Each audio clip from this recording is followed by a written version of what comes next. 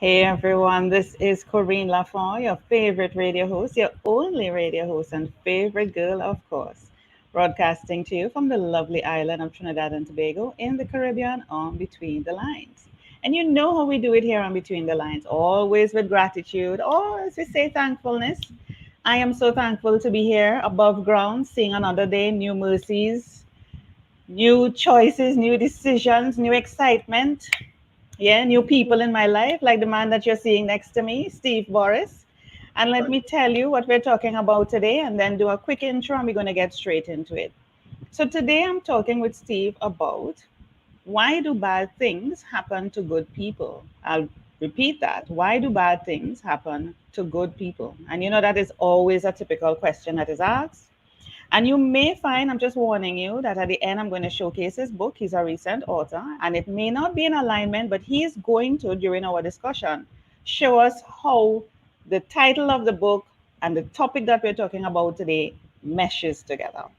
Let me tell you a bit about Steve. So, Steve is a motivational speaker who lives in Weston, Connecticut with his wife Amee, daughter Emma, who is 19, and son Peter, who is 16. He has been teaching high school social studies, so we have something in common there for the last 24 years at Eastchester High School and was the head football coach, wow, at Sleepy Hollow High School for 14 years. He recently published his first book, like I mentioned, How to Beat Stalin, Hitler, and the Southern State Parkway. Like I mentioned, the title of his book may seem a bit off, Stalin, Hitler, and the Southern State Parkway, but we're going to see what are the synergies between what we're talking about today and the title of his book. So let me officially welcome Steve to Between the Lines. Welcome. Thank you. I really appreciate the opportunity to speak to you and meet your audience. Oh, yes, it's a pleasure to have you, and I'm looking forward to this discussion.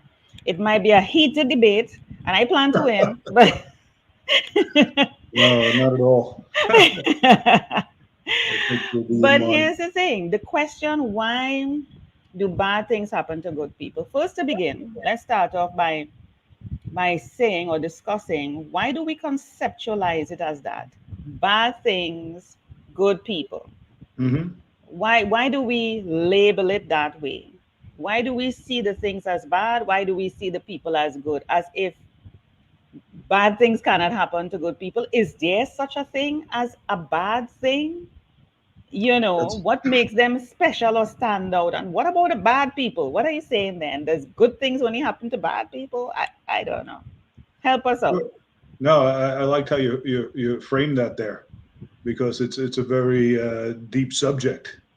And when I began thinking about this, I think maybe innocent people might be a better way to think about this. You know, Hmm. when you see, as in my case, this was the genesis of the book.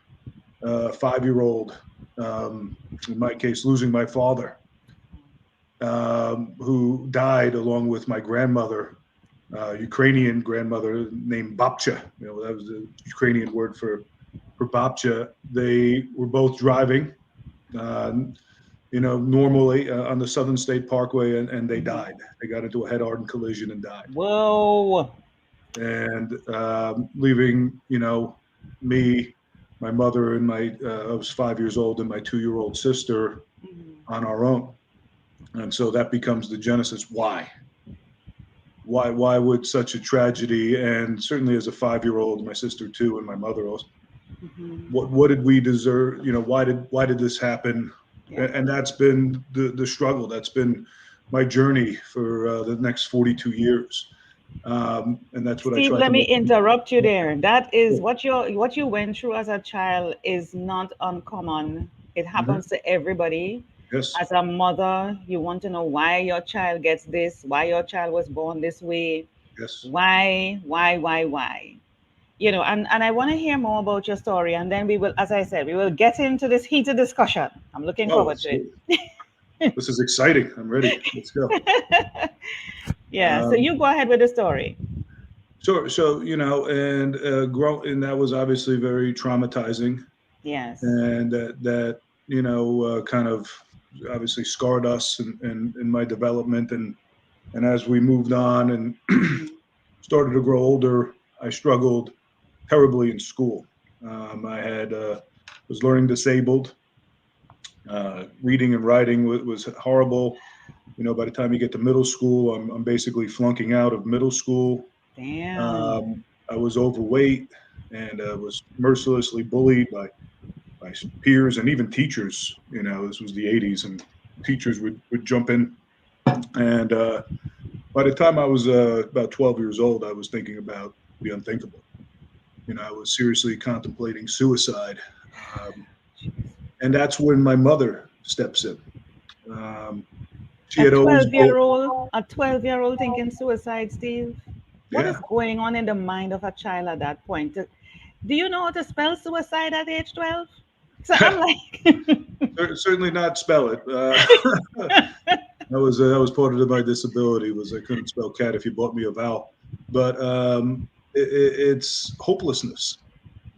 It's I could not see the damn. chance that there would be a better day. And At you say, 12, why me? Steve. At 12, Steve. You're Yeah, just born at 12. and So can you imagine for people who are older, who have lived longer, been through even much more? You could mhm, imagine that sense of hopelessness that they feel. yes, and I know their pain. I was there, and that's one of the reasons why I wrote this book because I was looking around, you know, in general, and then exacerbated by COVID-19.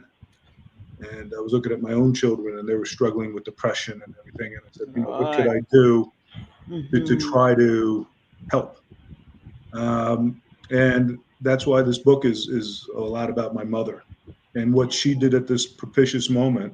Yeah. She's got a 12-year-old. She's down in the dumps, obviously, being a single mother.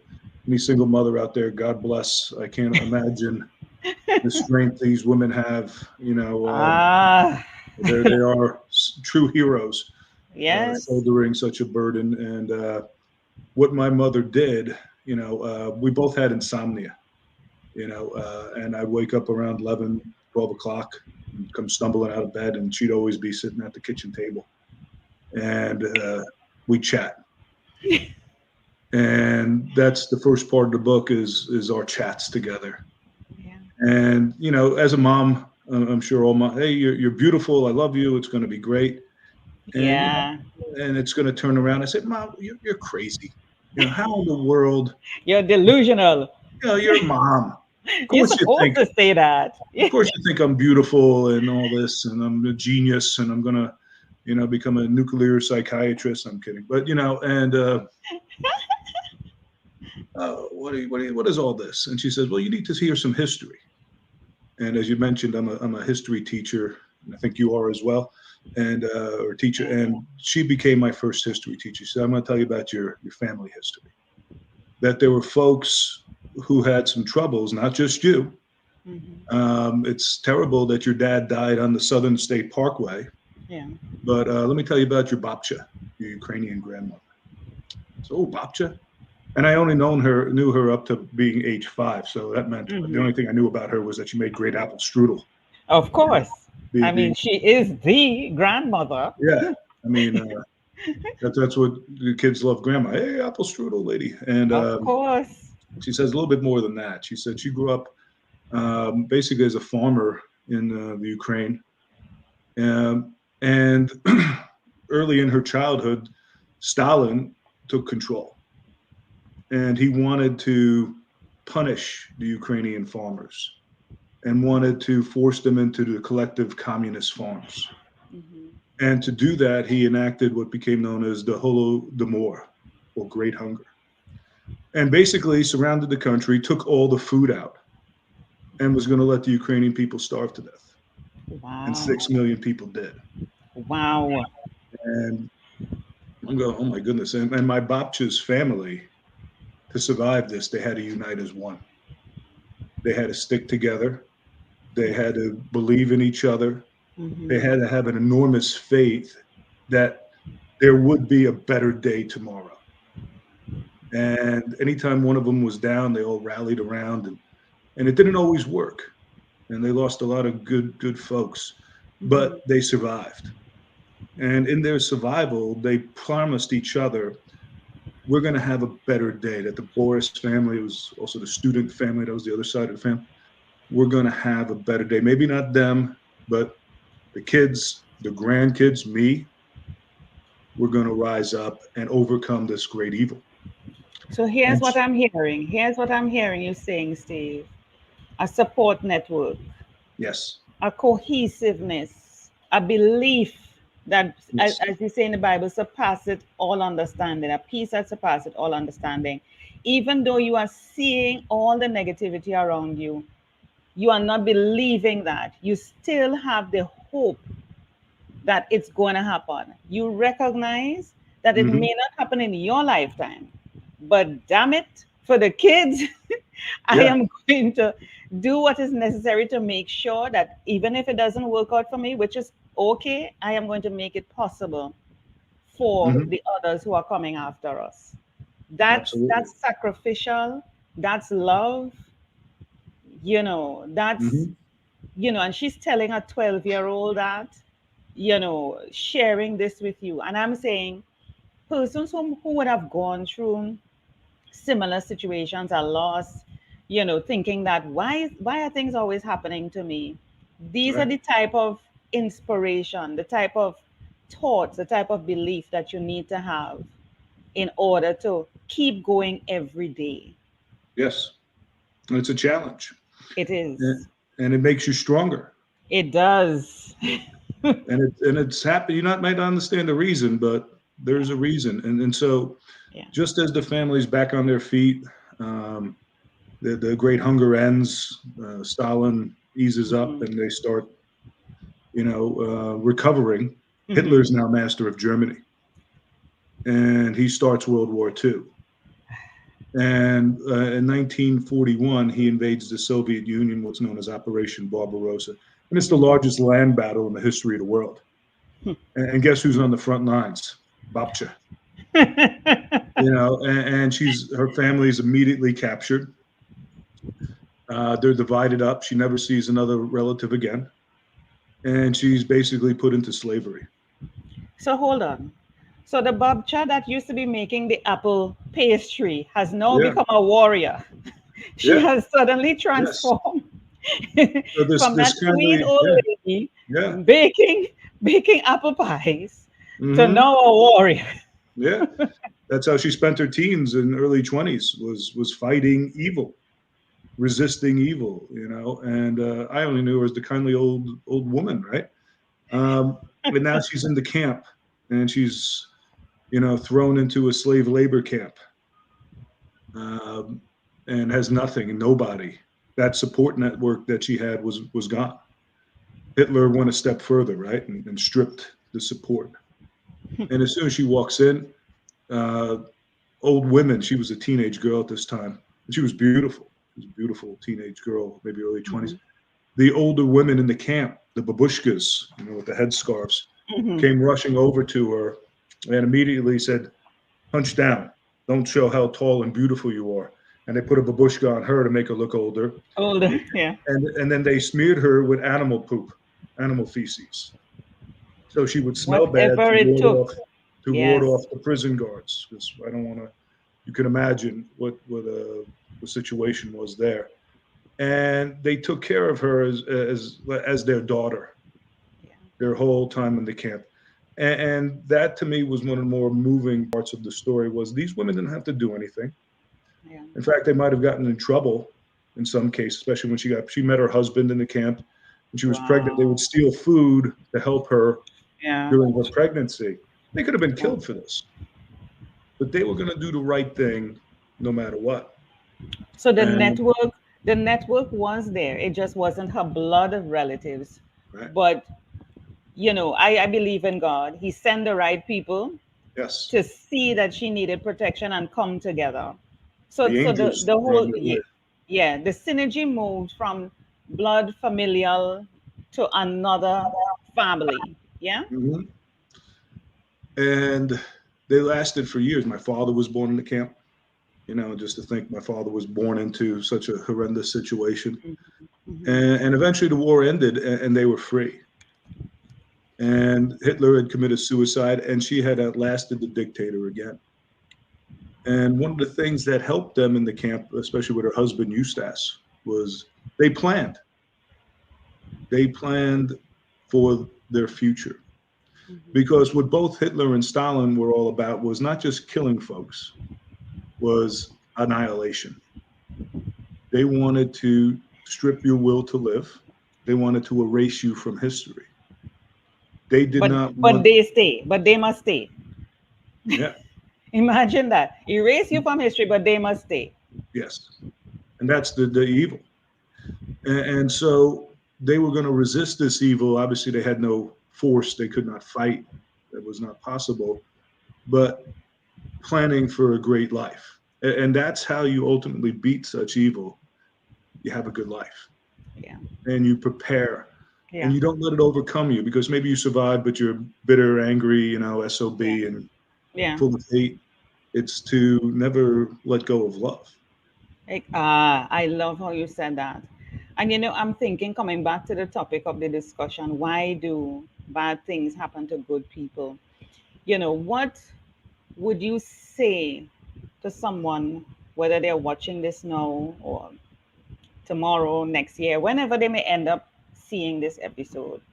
What would you say to persons? You're a grown man now, you have your wife, your children, you're passing on these stories. Persons who are going through that type of thing now, a lot of lives were lost in the pandemic, under whatever circumstances, and things are still happening. Everything is not about COVID. Life is still going on. Things are happening to people, about people, for people, around people. What would you say to persons about this whole thing about bad and good? Do you think there's a lesson that is learned from going through whatever it is that you're going through? Is it that Yeah. people, it's not that you're selected for a reason? You mentioned it earlier. Everything happens for a reason, and that reason you might not know what it is, but you're going through it. How would you, or what would you say to somebody who is actually in something right now, to be able to continue going through as an adult today? When you ask God for strength, he just doesn't go, poof, you're strong. It doesn't work. That's what I found. Yeah, He gives you a challenge that yeah, makes you stronger. that's right. And what's happening to you is not fair, probably not your fault, but it's going to be okay. Yeah, And you have to get the right people around you. And they're probably already there. You just have to look, because you're not going to be doing this alone. You for may feel sure. alone. Yeah, Sometimes you have to, they might be sitting right in front of you, and you can't see past the end of your nose. Do you understand? Have that's you right. been Yeah, um, and you have to accept that help. Some people can't, they say, "Oh, don't tell me what to do." And sometimes um, even the person who is in front of you is not somebody you would expect or who you may have been talking to, but that person is the only person who mhm, you have to accept help from. So you have to humble yourself to yeah, be able to humbling, accept. Yes, humble yourself to be able to humbling is accept very the help. important, and Yeah, also to identify the bad people. You yeah. may have some negative folks holding you back, Oh yes. and it's Oh about, yes. as a football coach, to use an old foot, you got to get the right people on the bus and the wrong people off the bus. For sure. Kick them off, Steve. Kick them off. And and you wish them well, Of and you course. say, Of and but course. this is not what's right for me. Yeah. And the challenges are there, and they're always going to be there. Hmm. That's the thing you got to understand. Yeah. It's never like with my babcha, she Yeah. beat Stalin. Oh, okay. Now things should. Well, here comes Hitler. As if, right? Okay, all When you're right. now catching your breath, you're like, And oh, then okay.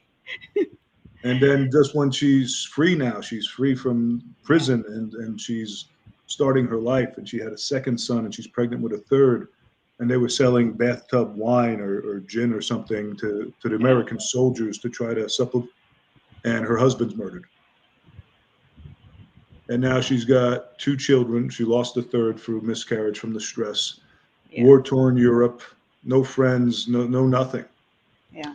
And a Orthodox, she was Ukrainian Orthodox, was their religion, priest, took mercy, got him on a ship by hook or by crook to the United States. Yeah. They landed in Philadelphia. They were homeless. Hmm. They slept on a park bench the first night, but it was a good start. You know, Steve, I believe this might be painful to hear, but I believe that things happen to people for a particular reason, and they were selected for a particular reason. Yes. They were selected. Steve, give me one sec, like I mentioned before. So I'm going to allow Yes. you to keep talking, uh, and I will be back in a minute. I'll Okay? keep the story going. Keep the story going. Keep Keep talking it until going. I return. Yes. Very good. Okay. So after they got to the United States, my babcha worked as hard as she could. Had to put the boys in an orphanage for a short period of time, but eventually got the family back together. They were able to move up to Yonkers, New York. She owned her own home. She had a small business. She had about 4 or 5 dogs that she loved dearly. And she got to meet 4 grandkids ultimately before she died on the Southern State Parkway. And that's how you beat those evil forces, Stalin and Hitler, um, by living a good life. The evil that tried to erase her from history, she was successful in overcoming and having a new generation of her family to live on, so that the forces of evil kept us going. Now, as a kid hearing this, 12 years old, saying, my goodness, my grandmother did that. Kindly old Babcha. She was a superhero. Um, and what could I do with this information? Well, if she could beat Stalin and Hitler, maybe I could overcome my father's death on the Southern State Parkway. Maybe I could overcome the bullies. Maybe being learning disabled was maybe I could do it. Yeah. Sorry about that, Steve. I missed that. And I couldn't hear the last part that you said. Could you repeat Sure, that for me? sure. So when I heard these stories about how she was able to overcome such epic evil, Mhm. maybe my problems weren't as insurmountable as I thought. That's a very good point. You know, when you look at your own problems and you feel, oh, you're in it, you feel it's the biggest thing, Right? but there are others with worse, And my belief is if you are a person of faith and you believe, in a higher source, in God, He is Mhm. much bigger than any problem that you may be facing. And there must be a reason. There must be a reason why you're going through it, and it's to allow yourself to go through. We don't have something called quicksand here in the Caribbean, as far as I know. But from Right. what I see on TV, and I understand the concept of quicksand, the more you resist, is the faster you sink Sure. and you can die. But if you just relax, as with everything else, and you allow whatever it is, you bring clarity to the mind because you're able to think clearly, make better decisions, see opportunities around you to get Yes. yourself out. So the more you resist, is the more it stays with you. Yeah. No, I agree. That's a great point. So you thought we'd be debating. This is actually a lovely conversation. Thank you so much, Steve. I debate with love. Very Okay. good. I do. I debate with love. It's all love at the end of the day. Okay. Absolutely. Yeah. Um, But this is good, and as a 12-year-old hearing that, let's go back into your childhood. sure. How did that change you and the suicidal thoughts that you were having at that time? It was everything. Yeah. When you're suicidal, you have no hope. You can't see tomorrow. You Yeah. can't see a way out of the Yeah. quicksand. Yeah. um, I now had hope. I was energized. I was on fire. Um, Yeah. and my mother said, we're gonna do this together. Right. Support. And having her at my side, having that support, she was an angel. Um, Yeah. and now hearing that story, that somebody, my blood was able to overcome, Oh my goodness, yes. two of the Yes. world's worst evil you could imagine, Yeah.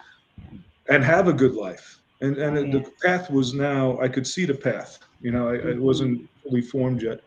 And Yeah. then my mother got me into American football Mm-hmm. because now she said, well, now you have to be around the right people. That's right. And like my babcha had help. We have to, and Keep it going. I got into coaches, some of the coaches who were just unbelievable, man.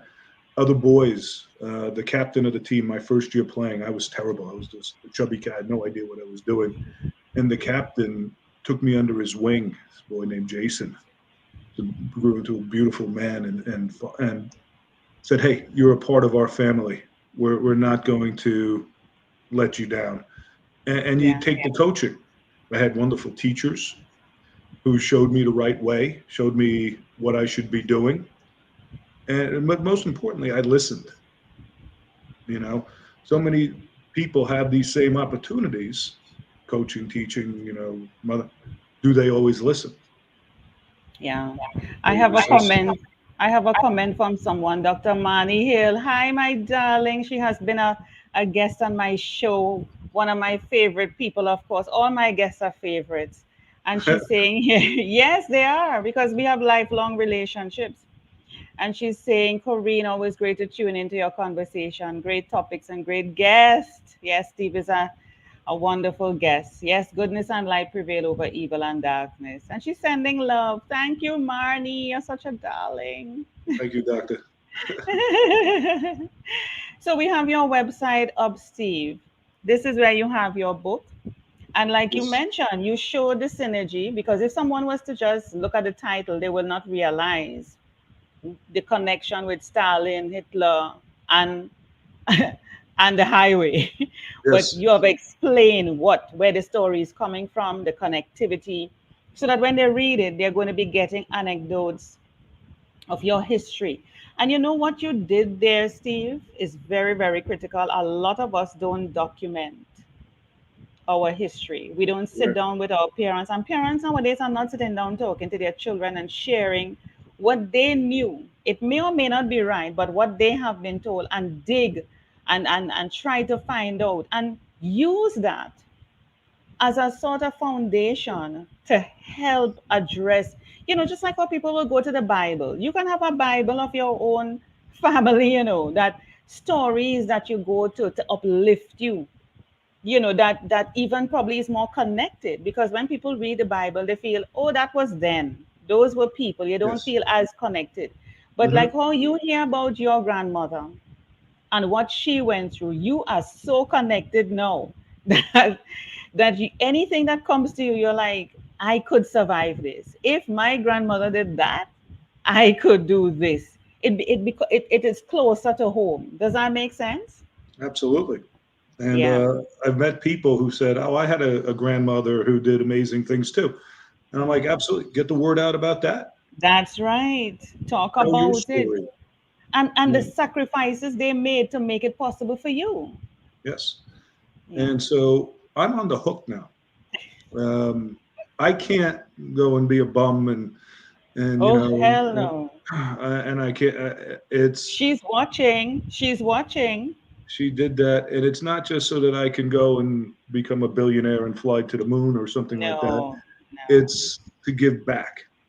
It's That's to right. do what's best for my kids, but also for the whole community. Hmm. And that's the reason I got into coaching and teaching. Now, Yeah. mind you, I make mistakes. Of course. My wife and daughter right now, they can tell you all the list.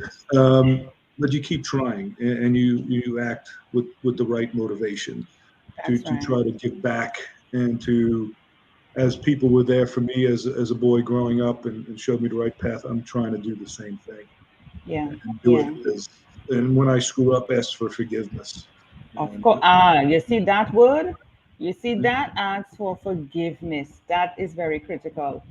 Forgiveness, forgiveness. And people think that you have to meet the person to get forgiveness. You have to fit. No, you can do it, on your own. Reach out to God, pray about it, get forgiveness because it's really for you. You don't need, because sometimes you may go to somebody and they're still holding the animosity.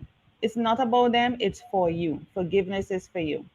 And I'm scrolling down here to show where persons can buy the book: Reader House, Amazon, Barnes and Noble, iTunes, Google Play. Try and get a copy of the book. And of course, if persons are to reach you, Steve, how can they do so? sure, you could find me on Facebook, Hmm. or you could email me at steve.borys@gmail.com. Yeah, I'd be happy to hear from all the folks out there, and or on social media on Facebook. awesome, awesome. Well, congratulations on the work that you're doing, for sharing the story, for inspiring, because there are people who need to hear this, who need to be inspired. We're going through a lot, you know, Yes, and this time we need as much support network. And I want people to realize that that support doesn't have to come from your blood relatives.